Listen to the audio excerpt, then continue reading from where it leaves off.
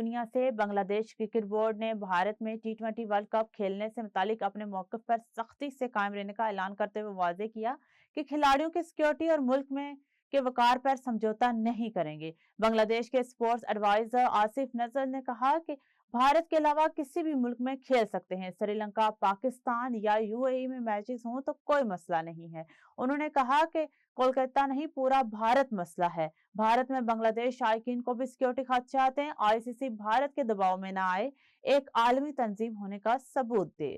Pakistan cricket board نے ٹی20 world cup کے لیے ابتدائی نام ICC کو بھجوا دیے۔ ذرائع کے مطابق بھارت اور سری لنکا میں ہونے والے ٹی20 ورلڈ کپ کے لیے PCB کی جانب سے ابتدائی نام انٹرنیشنل کرکٹ کونسل کو بھجوا دیے گئے ہیں۔ ذرائع کا کہنا ہے کہ 31 جنوری تک ICC کی اجازت کے بغیر PCB اسکواڈ میں رد بدل کر سکتا ہے۔ پاکستانی اسٹار وکٹ کیپر محمد رضوان کو بگ بیش لیگ کے میچ میں سڈنی کے خلاف بیٹنگ کے دوران کپتان میبلن نے اننگ کے دوران ہی واپس بلا لیا۔ محمد رضوان 23 گیندوں پر 26 رنز بنا کر وکٹ پر موجود تھے۔ میچ کی اننگز ختم ہونے میں صرف 2 اوورز باقی تھے۔